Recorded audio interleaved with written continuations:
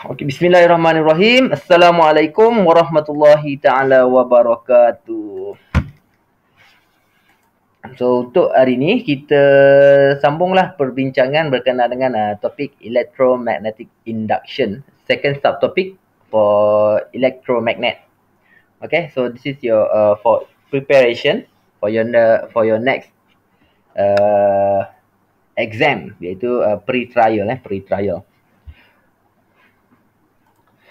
Okay, so yesterday we already learned about induction and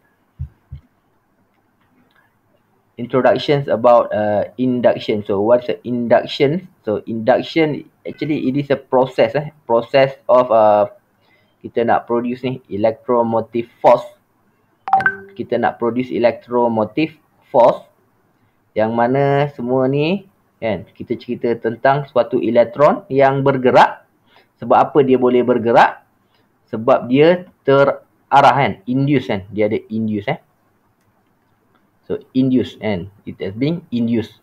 So dalam satu wire, for example, you have a wire. Okay, ada satu wire dalam ni.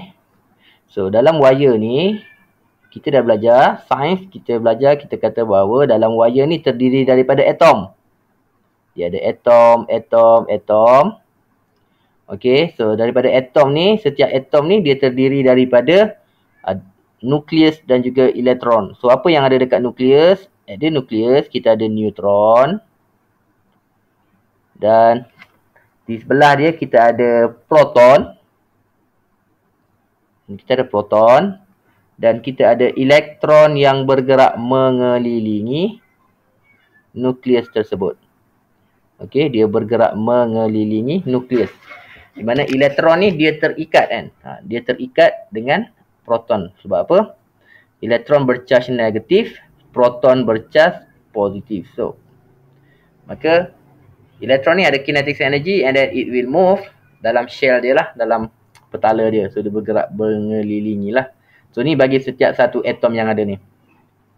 So, what happens? Bila kita letakkan wire ni, seperti mana gambar rajah ni, di dalam satu medan magnet, north ke south kan. So, this is a magnetic field. So, magnetic field will have a magnetic field line, or sometimes kita refer dia sebagai flux magnet flux. Okay, flux ni apa dia? Magnetic flux ni merupakan magnetic field lines. Okay, dia adalah nama lain bagi magnetic field lines yang bergerak from north to south. So what happen if you put a wire into magnetic field lines? Okay, kita letakkan satu conductor. So this is the conductor. Wire tadi ada atom. So what happens when we apply force? Kita apply force kat sini. Mana kita apply force? Tak kisahlah bergerak atas ataupun bawah. So, bila pergerakan atas atau bawah ni, maka dia mempengaruhi perubahan dia mempengaruhi arah current flow. Okey, arah current ni bergantung kepada arah force. Sebabkan kita apply satu law yang kita panggil, kita apply satu rule. Satu rule yang kita apply iaitu Fleming right hand rule. FRR. Okay. So, konsep dia sama juga. Kita guna FBI macam Fleming left hand rule. Cuma yang berbeza dia kali ni adalah perbezaan untuk I sahaja yang berbeza. Di mana I ni sahaja yang berbeza. Sebab I kali ni, ini adalah I yang kita panggil sebagai induced current. Okay, kenapa boleh ada current induced ni? Balik pada cerita ni tadi. So, apabila kita letak dia dalam medan and then kita apply force to this conductor, so jadi elektron ni dia akan terinduce dan dia akan bergerak keluar.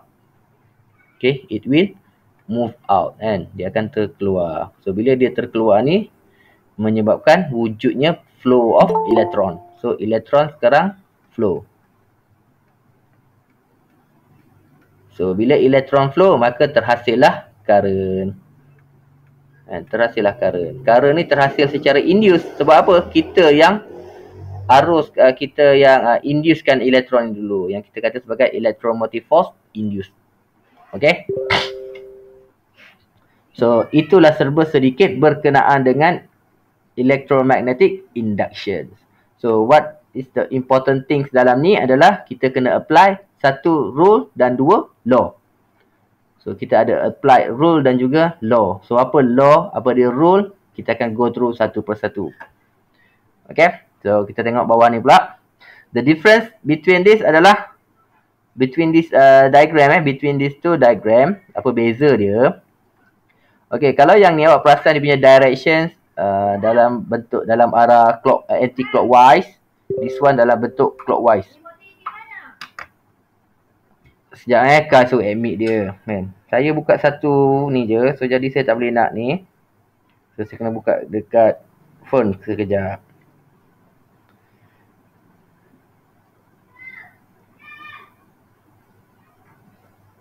Sekejap je Kai. Kai mana dengar dalam ni?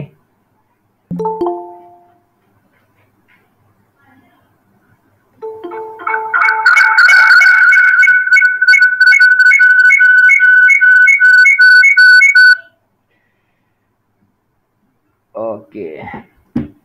Dah settle. Okay. Dah ada ke Kai dalam ni? Kai? Oh Kai. Senyap pula dah. Ada consider ada tu. Okay, so the difference between these two diagram adalah kalau awak perasan, yang ni dia gerakkan magnet Yang ni dia gerakkan magnet. Okay, so yang ni dia gerakkan magnet. Nampak magnet ni? Dia gerakkan magnet. Dia gerakkan wire. Yang ni dia gerakkan magnet. Okay. So dia tak kisah mana-mana pun. Yang penting, yang penting kita kita nak supaya konduktor ni ada mengalami the changing of magnetic flux. Okay, changing magnetic flux. Yeah. Tak muat lagi nak tulis kat sini. Okay, so what is the changing of magnetic flux? Okay, tu yang kita nak kena faham dulu. Tak kira bawah lagi kita tulis sebab nak tulis untuk law sekali. Kalau conteng sini lagi kan takut tak faham pula. Okay, so untuk law,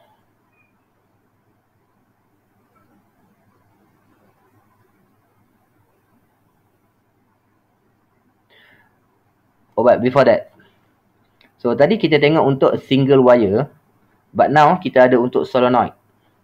Okay, kali ni kita ada solenoid So ni nama dia solenoid. So apa dia solenoid ni? Solenoid ni adalah satu dawai sebenarnya. Lepas tu kita buat dia dalam bentuk gegelung. So maka kita panggil dia sebagai solenoid. Okay. So apa yang berlaku kali ni? Kita gerakkan magnet ni lah. Gerakkan magnet ataupun kita gerakkan solenoid. Okay. Supaya apa? Supaya konduktor ni. Okay, konduktor ni. Ni konduktor ni. This is a conductor lah. This sebenarnya konduktor kan. Okay. Konduktor ni memotong. So istilah yang dipakai kat sini adalah cut the magnetic field kan, magnetic field line. Siapa yang cut ni? Siapa yang potong magnetic field line? So siapa yang potong adalah solenoid ni. Okay. So solenoid ni memotong magnetic flux. So kalau nampak dekat sini kan, ni ini semua ni adalah magnetic flux yang dipotong oleh konduktor. Okay. So dia guna istilah cutting magnetic flux. So sebenarnya dia tak cut pun sebab magnetic flux tu dia lepas tu dia sambung balik. So that's why saya guna istilah changing of magnetic flux. Perubahan flux magnet. Apa maksud perubahan flux magnet? Maksudnya katakanlah magnet ni tak ada dekat luar kan, away. So jadi kita akan dapati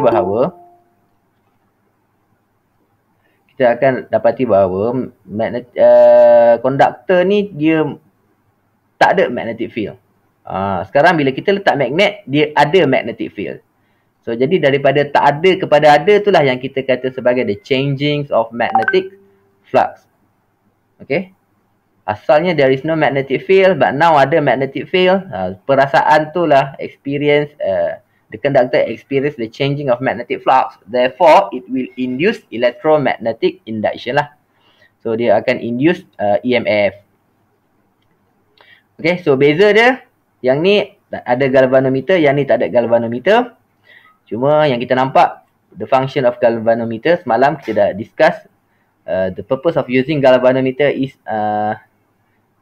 to measure the magnitude of current induced kan. At the same time to measure to determine the directions of induced current tu. Okay, so dia dua dalam satu lah. Selain daripada nak detect nak detect magnitude, it also can be used to determine the directions of current flow. Okay. So, EMF induced ni produced by cutting magnetic field lines. Dia kata cutting magnetic field lines. So, istilah dia lah. So, jadi istilah ni lah yang kita gunakan. Last kali kita panggil sebagai electromagnetic induction. Thank you Syaira for uploading the file for us. Okay, sir. Okay. So, electromagnetic induction. Okay, so ni panjang. Okay, panjang kan. Dia punya definition dia panjang Production of an induced EMF in a conductor when there is relative motion between the conductor and the magnetic field, or when the conductor is in a changing magnetic field. Okay, so panjangnya. Okay, now apakah benda-benda yang kita kena faham daripada ayat ni lah. Okay, kita nak mudahkan supaya kita faham So electromagnetic induction ni, okay, this is the electromagnetic induction. So kita nak kena faham apa dia. So it is a process of, dalam proses nak buat apa? Production and to produce induced EMF. Induced EMF. Okay, bila masa induced EMF ni? When there is a relative motion. Apa dia pula relative motion? So what is a relative motion ni? So relative motion ni, dia adalah pergerakan di antara dua objek. Okay. So dua objek. So katakanlah objek satu, dah ada gambar bawah ni So ada objek A, objek B So ada objek A, objek B. So katakanlah objek A ni bergerak menghampiri objek B. Okay. So ni kita kata sebagai relative motion. Ataupun dia mungkin juga move away from each other. Okay, move away from each other. So ini pun kita kata sebagai relative motion. So maknanya relative motion ni, in simple words, kita boleh kata bahawa either to moving each other and to each other, ataupun away, ataupun further away from each other. Itu je lah. So kalau objek A dengan B move at the same direction, tapi same speed. Kalau sini 5 meter per second, yang ni 5 meter per second. So yang ni kita tak kata sebagai relative motion. Sebab apa? Dia punya distance tu remain constant. Jarak ni sama. So tak So dia tak dikira sebagai relative motion. Relative motion ni kita consider apabila objek, the distance between two objects close to each other or further away. Itu je. Makin jauh atau makin dekat sahaja. Okay, itu cara kita define relative motions. Okay, antara siapa? Okay, objek A dengan B ni apa? Objek A tadi, it is a conductor. Magnetic field ni sebagai objek B. Okay. Okay. Kita guna ayat yang paling mudah, kan? Kita guna ayat paling mudah. So, ayat paling mudah dia apa dia? Dia cerita tentang or when the conductor is in a changing magnetic field. Okay. So, kita buat simple word sekali. Kalau saya kata bahawa electromagnetic induction ni apa dia? It is a process of produce induced EMF, kan? It is a process of produce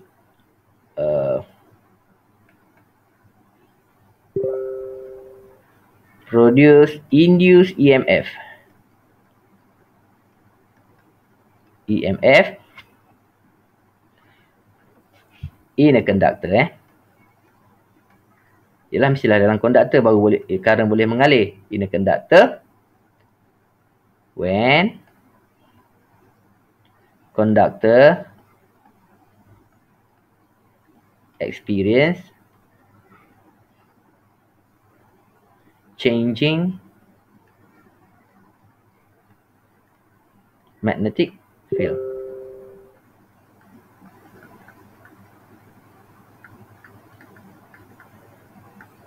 Okay. So kalau saya itulah saya guna proses dia, tapi panjang juga kot. Okay. Ayat panjang tapi senanglah nak faham. Okay. Ke tak faham maksud saya? So it is a process of induced EMF in a conductor when conductor experiences changing of magnetic field. Dia mengalami perubahan magnetic field. Itu je. Okay. Next, kita go kat bawah sikit. Okay, so what are the factors that affect the magnitude of the induced EMF? Okay, so ni apa yang dia buat lah. So, kita skip yang ni. What are the factors? So, ni waktu kita jumpa Faraday's law Now, so ada 3 je faktor yang disenaraikan. Tak kisahlah untuk a single wire. Yang ni untuk single wire This one untuk a solenoid. Okay. So beza dia apa dia? Beza dia kat sini je. Beza dia untuk yang ni je. Okay. Yang ni je beza dia Okay, yang ni. Okay, yang pertama, apakah faktor-faktor yang mempengaruhi dia? Yang pertama adalah speed. Speed of relative motion. Relation pula dah. Speed of relative motion. Okay, ni yang pertama. Faktor dia lah. Kalau makin laju, maka makin banyaklah current yang terhasil. Induced EMF is higher. So, kalau perlahan, maka sikitlah dia. Second, strength. Okay, strength apa dia ni? Strength of magnetic field.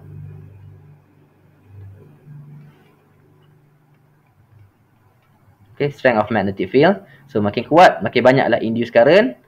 Dan yang ketiga adalah number of turns. Number of turns ni. Okay, number of turns ni dia untuk solenoid. Untuk solenoid. Kalau a straight wire, okay, kalau a straight wire. A straight wire nak number of turn apa? Dia kata straight wire kan? So, kalau kita bandingkan, current produced, EMF induced in a straight wire and solenoid. So, yang mana lagi banyak? Solenoid ke straight wire? So, definitely dalam solenoid. Kenapa dalam solenoid? Sebab kalau straight wire, dia hanya ada satu konduktor yang mengalami perubahan magnetic field. Tapi kalau dalam solenoid, dia ada banyak. Kan? Ada banyak. Ada banyak apa? So, kita tengok tadi, cutting of magnetic field. Cutting of magnetic field. Kalau single wire, maka dia hanya boleh potong magnetic field pada satu bahagian sahaja. Okay? Satu bahagian je. Tapi kalau dalam solenoid, dia ada banyak tempat yang akan terpotong. Magnetic field akan banyak dipotong dalam solenoid. Okay? So, jadi solenoid ni lagi baguslah untuk menghasilkan induced EMF tadi. So, rupa-rupanya faktor-faktor ni lah yang dikaji oleh Encik Faraday ni. Michael Faraday nama dia Bukan Friday, Faraday. Okay. Dia cerita berkenaan dengan satu law. Satu law dia buat nama dia lah. Tadi yang kaji, maka dia buatlah nama dia. So, it states that the Faraday's law states that the magnitude of induced EMF. Okay, dia cerita pasal magnitude. Okay, the magnitude of induced EMF is directly proportional. Directly proportional to the rate of cutting magnetic flux. Rate of cutting magnetic flux. So, contoh dia macam ni. So, katakanlah kita ada satu medan magnet kat sini. Sini kita ada south. Contoh dalam ni lah. Okay. Okay. Katakanlah kita ada satu magnet. North and south. So, kita belajar bahawa bila kita ada medan magnet, kita ada magnetic field line. So, katakanlah ini adalah satu magnetic field line kita. Dia move from north, dia masuk ke dalam south. Suddenly, kita ada a wire. A wire yang kita letak dekat tengah-tengah ni. Okey. Satu konduktor yang kita gerakkan dia. Okey. Maka kita akan dapati bahawa wire ni memotong magnetic field lines kat sini. Okey. So dia cut magnetic field line. So dia cut magnetic field line.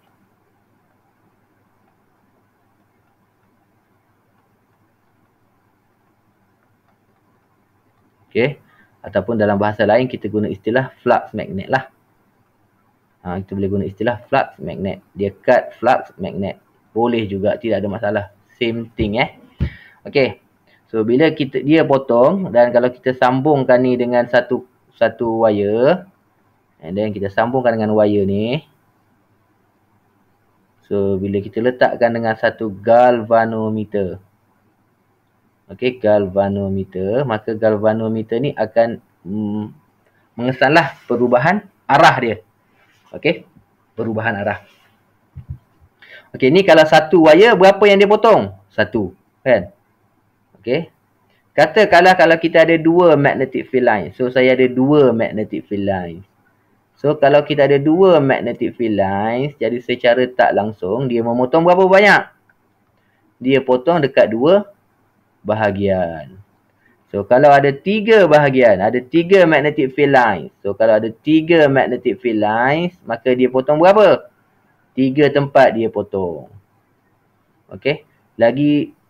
Lagi banyak tempat dia potong, lagi banyak elektron yang ter-induce Okey, lagi banyak tempat dia potong, lagi banyaklah elektron yang induce. So jadi ini yang diceritakan oleh Faraday's law. Okey, so Faraday's law kata, Faraday's law, hukum Faraday kata bahawa magnitude of induced current, magnitude of induced EMF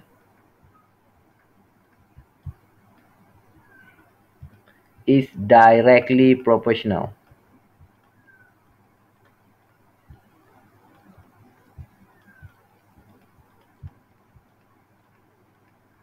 to the rate of cutting magnetic fields.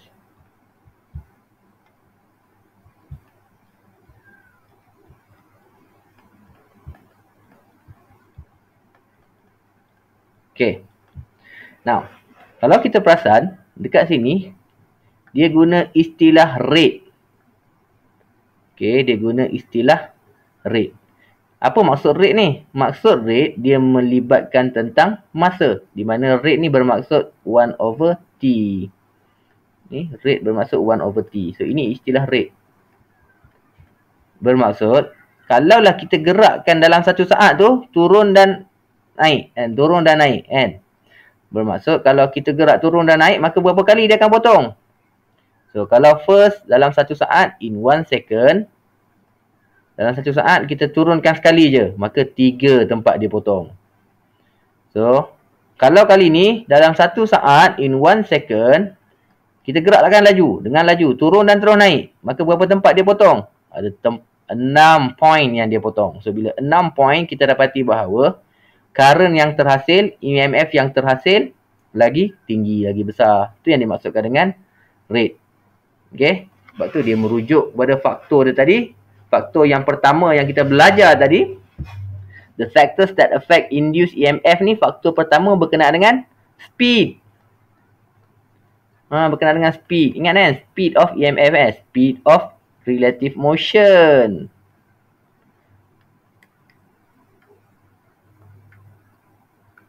So, apa maksud dia? Semakin laju pergerakan kita, semakin banyaklah pemotongan flux berlaku. Lagi banyak flux magnet terpotong, lagi besar induced EMF yang terhasil. Okay. So, ini hukum Faraday. Ini konsep dia. Yang pertama berkenaan dengan speed. Yang kedua, dia cerita tentang apa? Strength. So, bila kita kata strength of magnet and strength of magnetic field.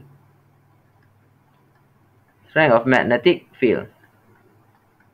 So, kekuatan suatu magnet ditunjukkan oleh number of magnetic field lines. Okay. lagi kuat magnet, lagi banyak magnetic field lines yang ada. Okay, katakanlah magnet ni kuat. Bila magnet ni kuat, maka dia ada garisan yang lebih banyak. Garisan dia lebih banyak. So, kalau dia kuat, maka dia ada banyak lagi garisan. So, bila lagi banyak garisan, magnetic field lines banyak, maka lagi banyaklah pemotongan flux berlaku. As simple as that. Okay. So, ni berkenaan dengan strength. The third factor dia adalah number of turns. So, bila kita cerita pasal number of turns, so ni single wire lah. Kan? So, kalau lah kita ada 2 wire, kalau ada 2 wire, ada 3 wire, maka kita akan dapati semua nombor-nombor ni akan jadi berganda. So, ini yang diceritakan oleh hukum Faraday. Okay. So, jelas about Faraday's law? Jelas.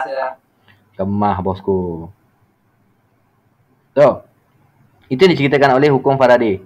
So, dalam buku ni dia split into 2 straight wire dengan solenoid. Tapi sebenarnya kita boleh gabungkan jadi ada 3 ni je kita gabungkan. Cuma yang kita tahu the last factor ni merujuk kepada solenoid lah. Sebab number of turns ni merujuk kepada solenoid. So, jadi ada 3 je faktor ni. Okay. So, kita baru discuss berkenaan dengan magnitude. Tadi saya kata bahawa dia ada direction. Okay. Kita tengok kat bawah pula.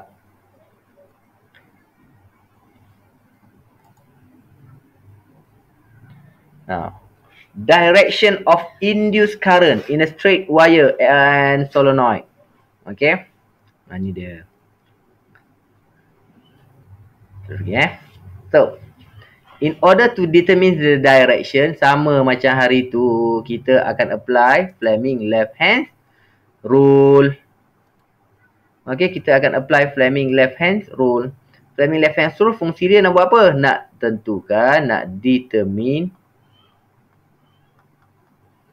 direction for Allah berapa banyak ni, direction for induced current.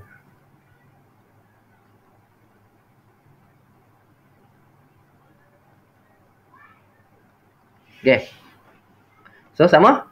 Kita still lagi guna motion of wire ni F ni F. Magnetic field lines ini adalah B. Induced current ini adalah I. Okay. Take out your own fingers. Cuba kita tengok yang ni. Cuba kita buat yang ni Okay. So, kita pergi dulu kepada faktor yang paling asas. Bila kita pasal electromagnet, mesti ada magnet lah. Okay, the first direction kita determine dulu the direction for magnetic field line. Warna hijau ni from left to right from right to left kan. So from right to left maknanya dia dah guna pada paksi X and so dia dah guna paksi X. So ini adalah B. Yang kedua, dia ada force. Dia bergerakkan ke arah atas and force dia apply ke arah atas. So dia dah pakai paksi Y. So ini adalah force. Maka Z pula dah. Current kita wujud pada paksi Z. Current kita mesti wujud pada paksi Z. Paksi Z ni yang inilah. Either ke dalam ataupun keluar. Nak tahu yang mana? Gunalah kita punya Fleming left hand rule. So magnetic field lines kita ke kiri, daya kita ke atas, maka current yang terhasil ke arah depan. So jadi kita akan nampak induced current kita wujud ke arah ni. Kan? Ini adalah arah I kita. Okey. Jadi inilah. So, bila current flow ke arah ni, maka kita akan nampak dia detect current. So ni dia guna ammeter yang ni dia guna ammeter. Cikgu, macam mana nak tahu ammeter ke galvanometer ke? Okey, senang je nak tahu. Okey, so bila ammeter ni dia ada positif negatif kan? Negatif hitam, merah positif. Lepas tu dia bermula dengan kosong di sebelah kiri. Bermula dengan kosong yang di sebelah kiri. Kalau galvanometer Dia ada 2 point. Dia tak kisah kiri kanan Lepas tu dia punya screen dekat sini. Dia bermula dengan kosong yang berada di tengah-tengah. Sini 1, 2, 3 and so on lah. Negatif 1, negatif 2, negatif 3. Dia punya skala dia macam ni. Okay. So ini adalah galvanometer. Beza dia gitu lah. Okay. So apa beza dua-dua ni? Kalau kita perhatikan.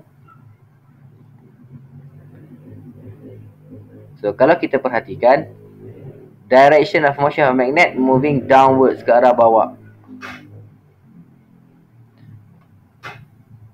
Direction kita moving, direction of motion of magnet bergerak ke arah bawah. So magnetic field line dia tidak bergerak. Jadi kita dapat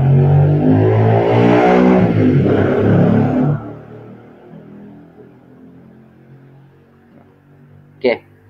So jangan keliru ni keliru. Ya Allah, kelirunya. Kenapa saya kata jangan keliru? Perhatikan betul-betul ni. Gambar ni, direction of wire dia bergerak ke atas. Okay, saya kata force saya bergerak ke atas. Okay, yang ni kalau perhatikan force kita bergerak ke bawah tapi current still pada arah yang sama. Apa hal ni? Now, sabar kita check balik. So, F ni kita merujuk kepada motion. Okay, motion. Motion dia apa dia? Relative motion. Dia merujuk kepada relative motion. Bila kata pasal relative motion, dia ada 2 jenis je. Either move close to each other, and closer makin rapat, ataupun away. 2 ni je. Okay, 2 ni je yang nak tahu. Either dia mendekati atau menjauhi. Okay. So, kalau awak perhatikan pergerakan wire ni, conductor ke atas. So, bila kita kata bergerak ke atas, bermaksud it move away. And it move away from magnetic field lines.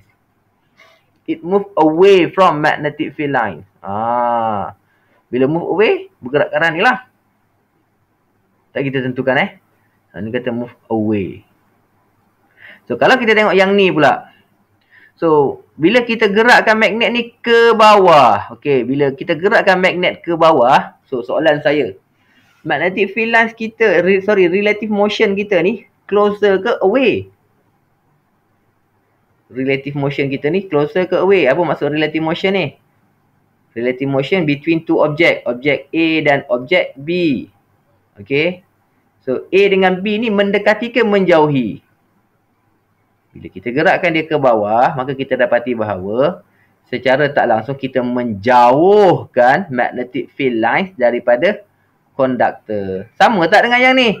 Sama. Okay. Yang ni pun bergerak away from magnetic field. Okay. Walaupun kita nampak seolah-olah, okay, direction berbeza, maka current mesti berbeza. No. Current tetap sama arah dia. Kenapa? Sebab konsep dia adalah relative motion. Kita nak tengok kepada pergerakan mendekati atau menjauhi. So, yang ni ramai pelajar tertipu lah kan. Tertipu. So, macam mana saya kata tertipu tu? Okay, dibagi 2 gambar rajah. Beza dia adalah yang ni kita gerakkan dawai ke atas, yang ni kita gerakkan magnet ke bawah. So, state the directions of for currents induced in the circuit. Ramai yang kata move opposite. Jeng, salah. Okay. Kenapa? Sebab dia terlupa bahawa konsep dia adalah relative motion. Force ni mendekatkan mereka atau menjauhkan mereka. Itu sahaja. Okay. Jelas tak ni? Saya nak saya awak clear ni. Betul-betul faham maksud mendekati atau menjauhi. Sebab ramai pelajar tersilap. Dan bukan setakat pelajar, orang pun ramai. Orang yang dah belajar ni pun ada yang tertukar. Dia terlupa bahawa we are using concept of relative motions instead of direction sahaja. Jelas? Wahai anak muridku sekalian, do you get it?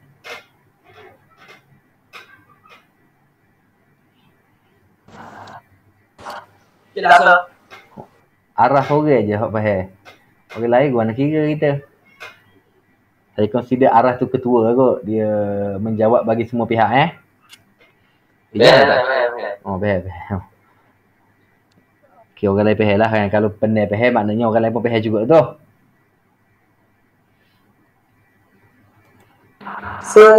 Ya, saya. Ulas sekali lagi boleh?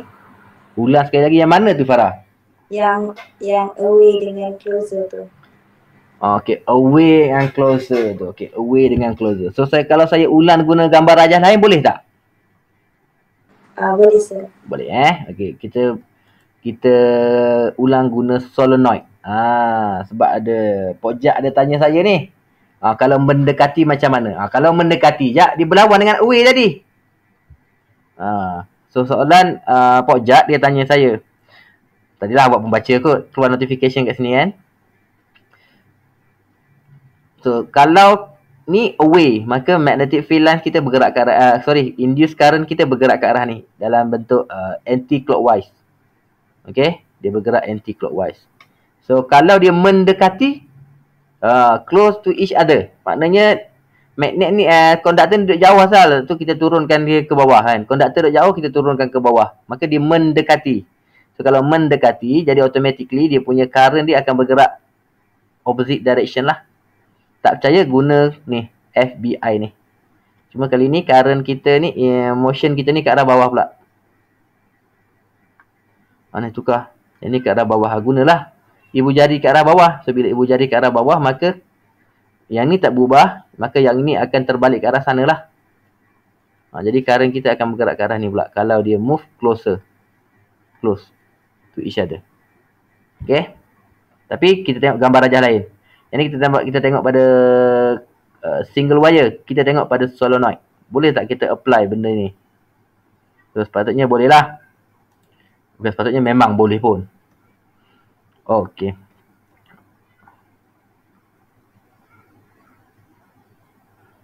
Now, so cerita dunda.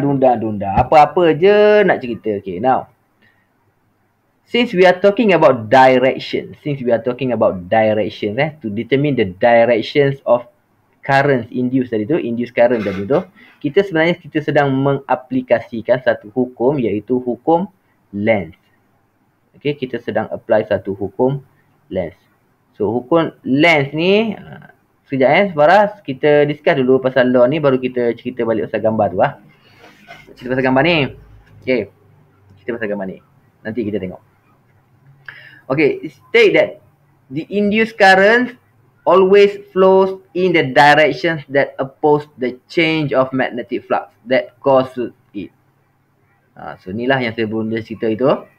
So Lenz law kata bahawa current yang ada dalam ni, current yang terhasil dalam konduktor, dalam solenoid, dalam single wire ni always flows kan? Always flow, sentiasa mengalir in opposite direction. Opposite direction dengan siapa? Dengan magnetic flux yang menghasilkan dia. Okay. Will oppose the change of magnetic flux that causes it. Yang menghasilkan dia tu. Dia mesti melawan arah dia tu. Okay, kita tengok kat sini. So, dalam satu konduktor ni, dalam satu solenoid ni, okay, dalam satu solenoid ni, magnet ni kita push dia towards the solenoid. So, bila kita towards the solenoid, bermaksud apa yang kita buat? Kita sedang mendekatkan dia. Closer, kan? So, kita nak dekatkan dia. So, bila kita nak dekatkan dia, okay, bila kita nak dekatkan dia, sebab hukum Lenz kata bahawa apa? Dia akan melawan. It will oppose. Dia akan melawan. So, apa yang dia buat? Maka, dia kena lawan. Dia kena tolak. Sebab yang ni mendekatkan. So, bila kata mendekatkan, maka yang ni kena menjauhi. Maknanya dia menolak. So, maka dia hasilkan daya ke arah ni. Okay. Ni maksud hukum Lenz lah. Disebabkan kita push towards the solenoid, mendekatkan antara mereka. Tapi hukum Lenz saja kita bahawa induced current yang terhasil ni akan melawan. melawan. So, bila kata melawan, maka kalau daya tu move towards, maka yang ni kena lawan dia lah. Nak lawan dia ni macam mana? Macam mana kita nak tolak solenoid ni supaya pergi jauh pada kita? So, maka dia pun hasilkan kutub north dekat sini. Okay, nampak So, bila ada kutub north dekat sini, nak menentukan directions of induced current in a solenoid, kita apply right hand grip rule. Okay, ada petua iaitu right hand grip rule.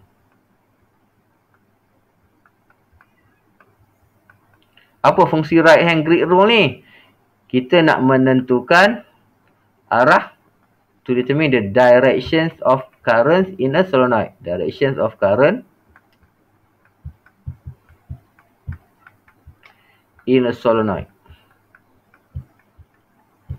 Okay.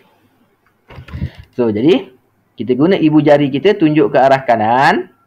Sebab north ibu jari tunjuk arah kanan. Jadi jari-jari yang lain menunjukkan arah current. So, jadi betul lah right hand grip rule kan. So, right hand grip rule. Jadi current kita ni flow ke arah sini. So, bila flow ke arah sini, deflections of galvanometer ni dia deflect ke arah kiri. Okay, dia deflect ke arah kiri. Kalau yang ni current masuk ke arah sini, maka dia deflect ke arah kanan. Apa beza A dengan B ni? What is the difference between diagram A and B?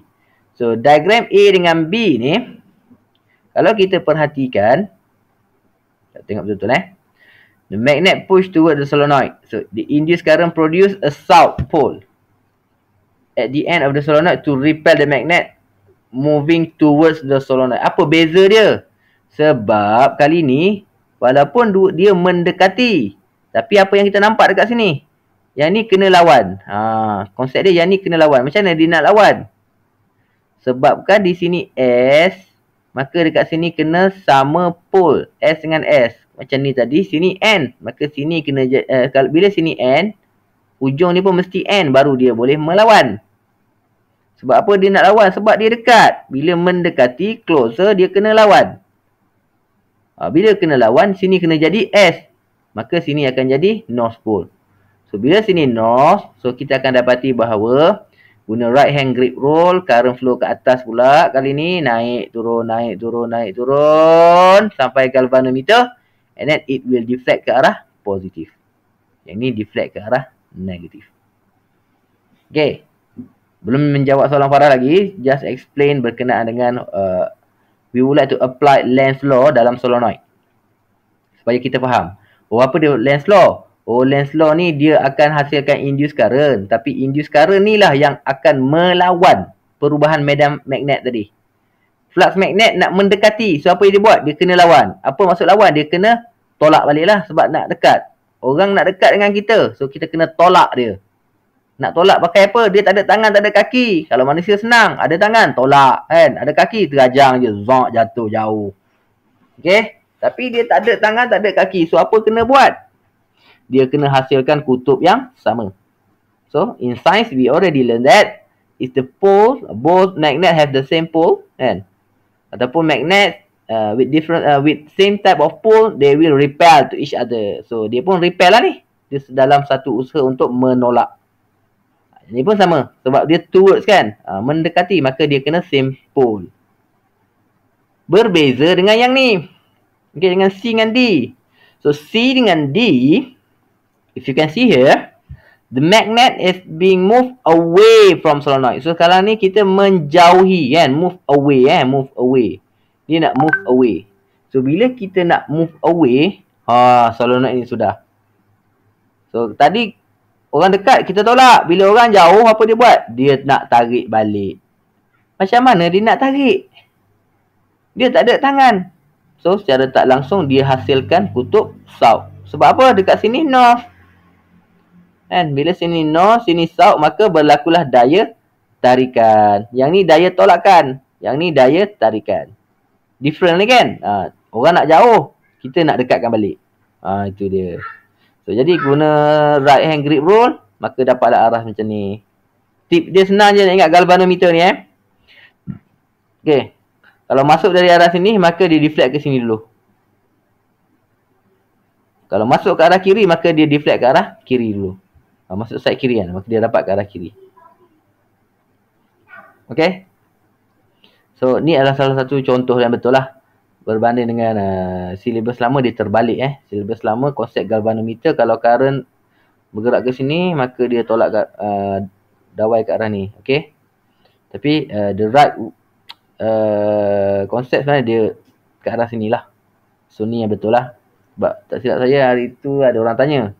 Pojak saya tanya Pojak saya tanya kot. Macam mana kita nak menentukan arah ni lah. Arah deflection on galvanometer. Deflection on galvanometer ditentukan dengan cara tengok arah current. Current masuk arah kanan, maka deflect kanan. Current masuk dari arah kiri, maka dia deflect kiri. Itu je. Okay. So, for this situation pun sama. Magnet move away, maka yang ni pun kena tarik balik. Macam mana dia nak tarik? Dia kena jadi north pole. Sebab apa? Different pole kan. Bila different pole, dia akan attract to each other. Dia akan tarik balik. Okay. So, menjawab ke soalan awak, Farah? Yes, sir. Faham ke?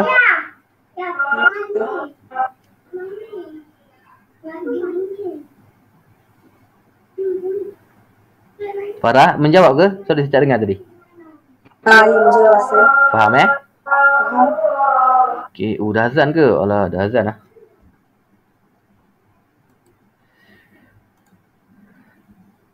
Okay. So, itulah induced current So, sekarang kita berhenti dulu sampai bahagian satu lagi alat yang kita panggil sebagai generator. So, kat generator ni ada dua Satu direct current, satu lagi alternating current. Kita nak generate alternate current or direct current. So, nak guna dia, ni contoh gambar rajah, dia guna wind turbine kan. Ada ni wind turbine ni saya jumpa kat mana first saya ingat hari tu saya tengok dekat apa dah pulau kat Terengganu tu, Pulau Perhentian. Yes, Pulau Perhentian. Dekat Pulau Perhentian tu, dekat pulau, bukan pulau besar dia, pulau yang kecil sikit tu. Dekat kampung tu dia ada satu bahagian atas bukit, dia letakkan turbin ni lah, kicik angin ni kan. Okay, dia akan tukarkan wind energy kepada electrical energy by using generator. Okay. So, kalau awak perasan dekat sini photograph 4.5 shows a wind turbines electric generator that apply electromagnetic induction to produce EMF, induce EMF. There are two types of generator. One is a direct current and another one is alternating current. Now, at the end dia tanya, what is the working principle of this current generator? Okay, dia ada soalan tak kat situ? What is the working principle of this current generator? Okay, soalan daripada buku teks macam ni kan, InsyaAllah dia keluar dalam exam. Okay, dia akan keluar dalam exam. Kenapa dia akan keluar dalam exam? Sebabnya sangat simple. Okay, sebab dia consider bahawa everything yang ada dalam buku teks ni boleh dikeluarkan dalam bentuk soalan. Dia akan keluar dalam bentuk soalan exam, especially dalam SPM. Sebab apa? Sebab semua orang ada kemudahan, semua orang ada buku teks. Jadi tak mustahil soalan ni akan dikeluarkan. Jadi kita kena belajarlah working principles for current generator. Jadi dekat bahagian bawah ni pun adalah dia kan, cerita-ceritanya. Okay, nampak tak? Dia ada cerita tapi ada tak jawapan kat situ? You have any answers? No lagi lah kan. Tapi yang ni perlu dijawab. Okay, this one, soalan ni kita kena jawab. Sebab apa? InsyaAllah dia akan keluar. Dia nak working principle. InsyaAllah keluar soalan ni. Okay, mark my word soalan ni insyaAllah keluar. Dan tak keluar exam SPM, saya tak pastilah exam SPM. Tapi kalau soalan trial tu, soalan trial pula, soalan kita tu, kita akan keluarkan. Bukan soalan sport lagi dah, memang kita akan keluarkan. Sebab apa? Ini adalah soalan yang dikeluarkan daripada buku teks. So, jadi, pentinglah. Okay. Jelas kan? So, ulang kaji kita hari ni kita berhenti sampai situ dulu. Maknanya dah azan Zuhur dah, lagi pun dah 1:30.